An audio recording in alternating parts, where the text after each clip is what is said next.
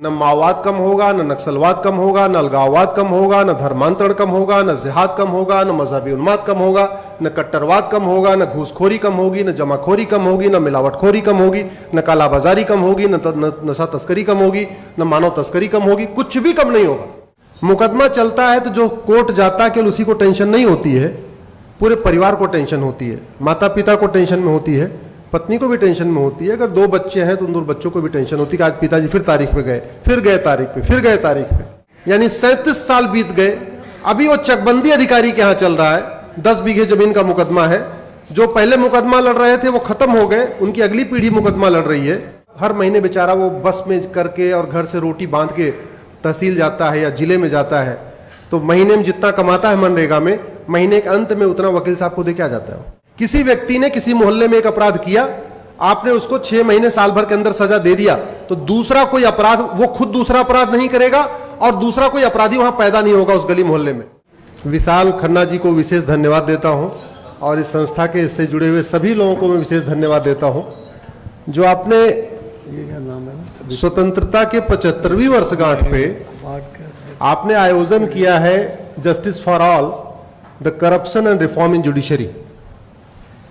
मेरा सबसे पसंदीदा टॉपिक है, इसलिए विशाल जी एक बार मेरे सुप्रीम कोर्ट चैम्बर में गए और 10 मिनट के अंदर मैंने हाँ कर दिया कि मैं आऊंगा। तहसील से सुप्रीम कोर्ट तक 5 करोड़ मुकदमे चल रहे हैं। कितने मुकदमे? आप लोग बोलते जाइए लगातार। हाँ, मैं भाषण नहीं करता, ऐसे संवाद।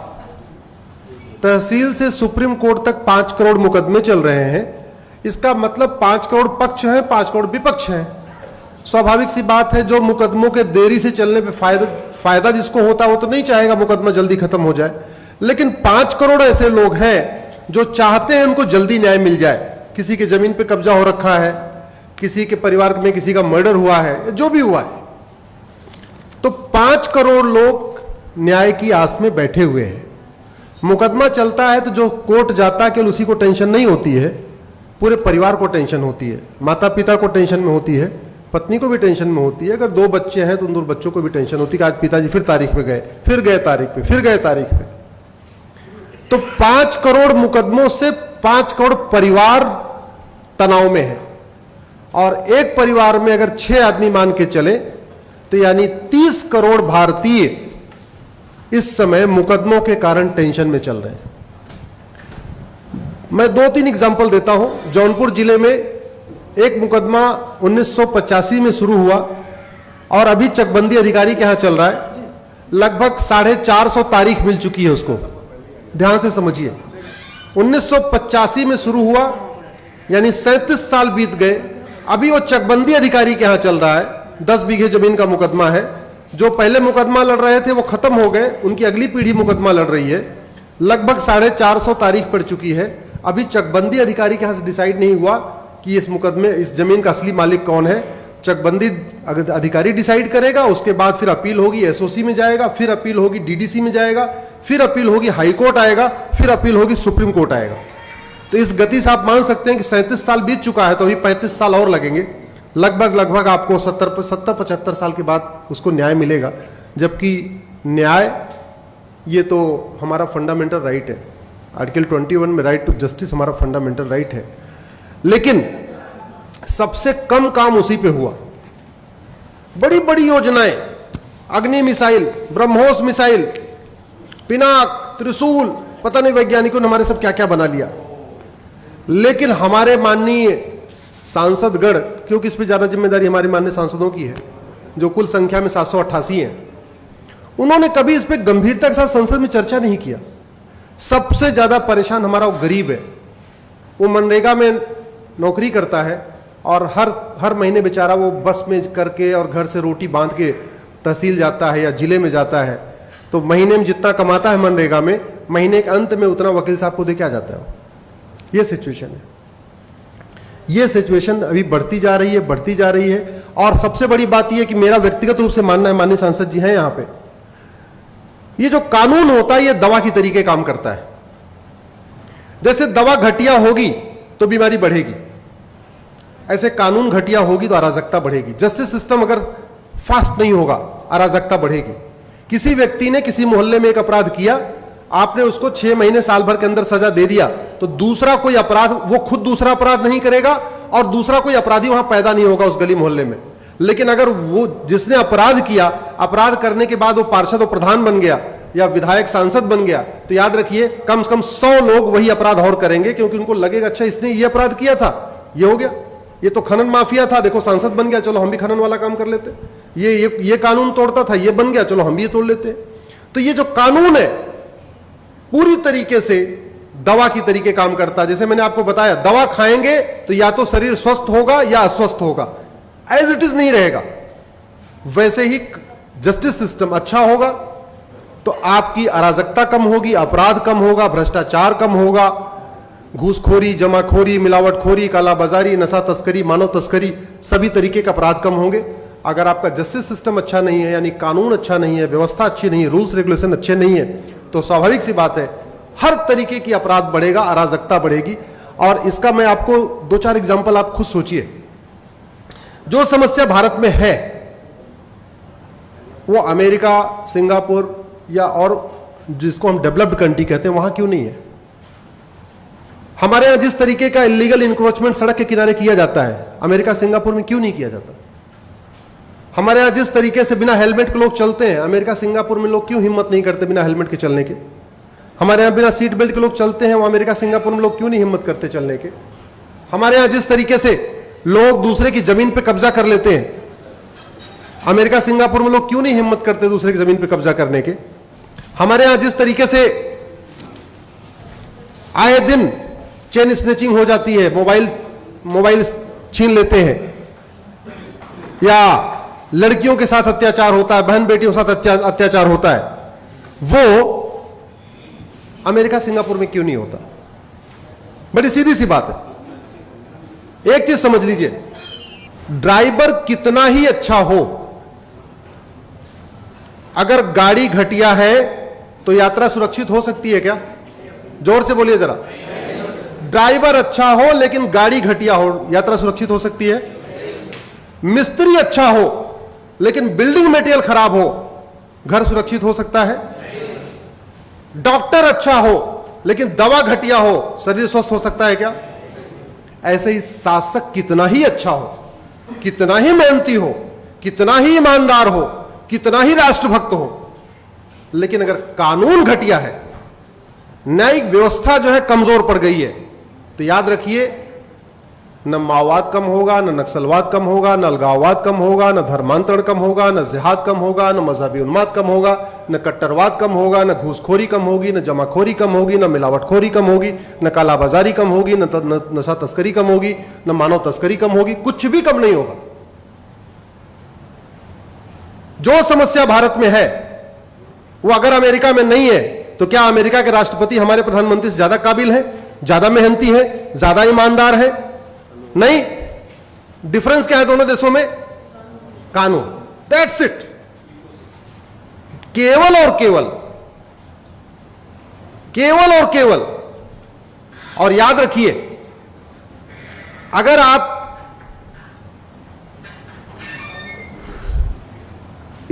इसको सुधारेंगे नहीं तो कुछ भी ठीक नहीं हो, कुछ भी ठीक नहीं हो सकता। आखिर क्या कारण है भारत में रोहिंग्या बांग्लादेशी घुसपैठिए आते हैं? एक मेरी पीआईएल चल रही है, माननीय विकास सिंह जिसमें अपियर भी करते हैं।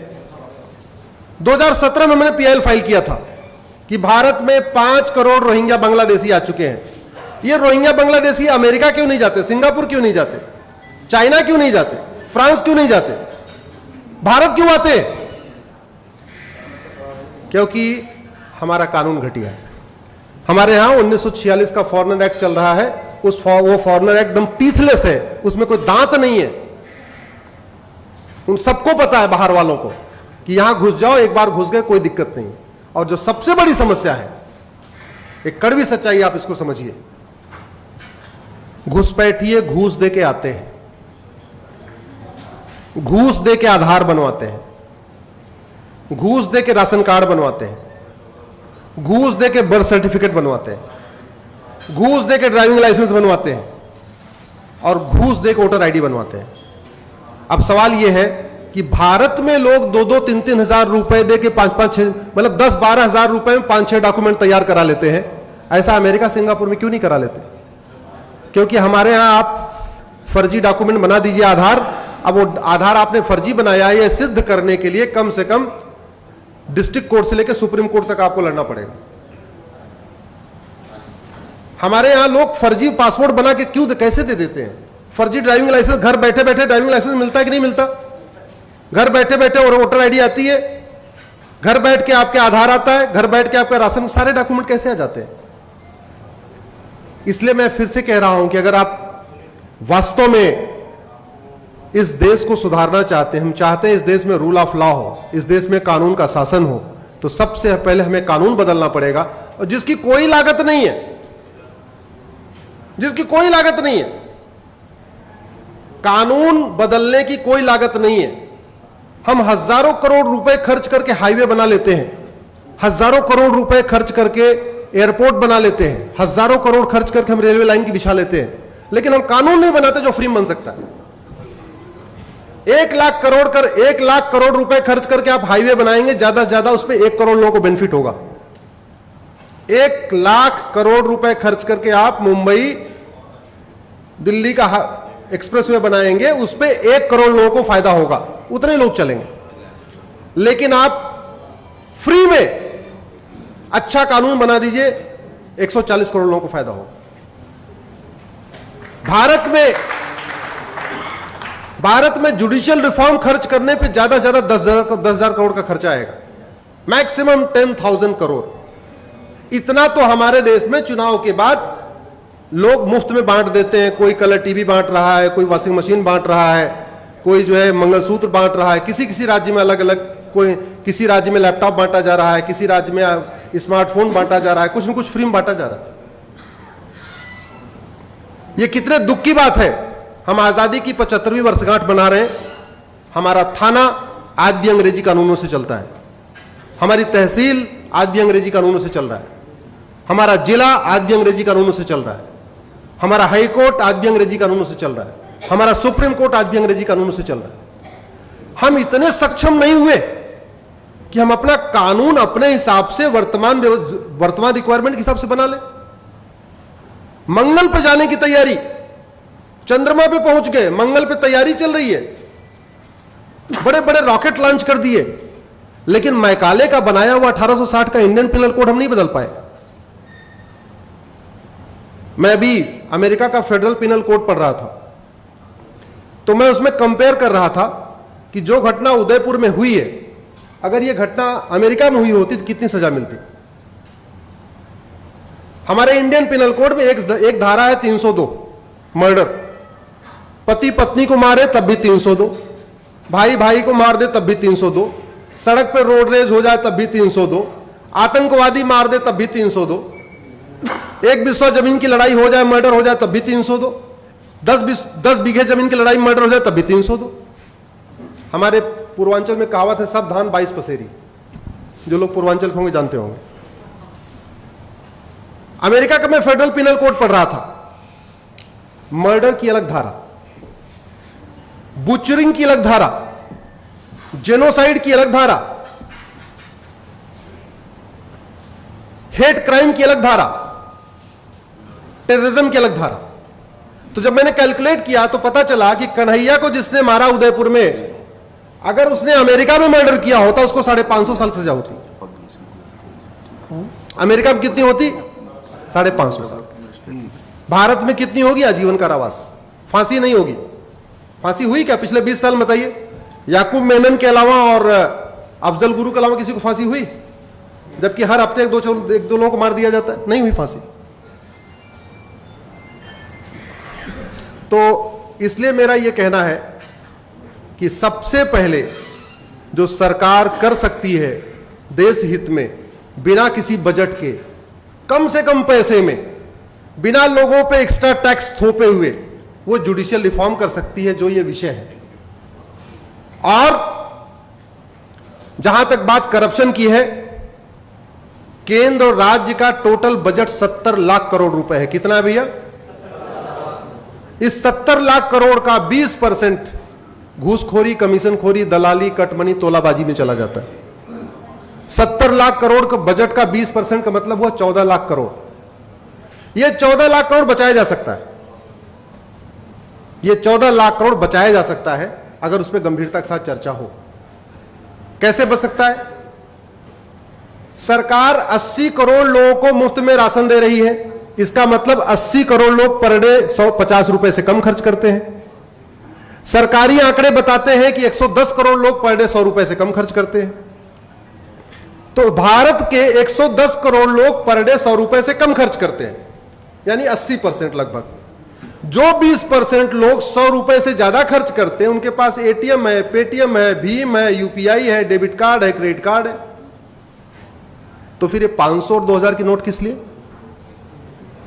जिन 20% जो 20% लोग 100 रुपए ज्यादा खर्च करते हैं उनके पास सब है, जो खर्च नहीं करते उनको 2000 नोट की जरूरत नहीं है।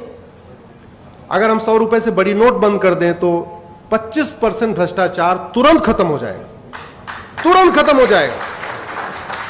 और भ्रष्टाचार खत्म होने का मतलब 25% भ्रष्टाचार खत्म होने का मतलब 25% घुसपैठ खत्म हो जाएगी, 25% धर्मांतरण खत्म हो जाएगा, 25% अलगाववाद खत्म हो जाएगा, 25% आपका खालिस्तानी अलगाववाद खत्म हो जाएगा। सभी जितनी देश विरोधी गतिविधियां हैं सब 25% कम हो जाएंगी, क्योंकि कोई भी देश विरोधी एंटी नेशनल एक्टिविटी फ्री में नहीं होती, सब बाकायदा पैसे से होती है।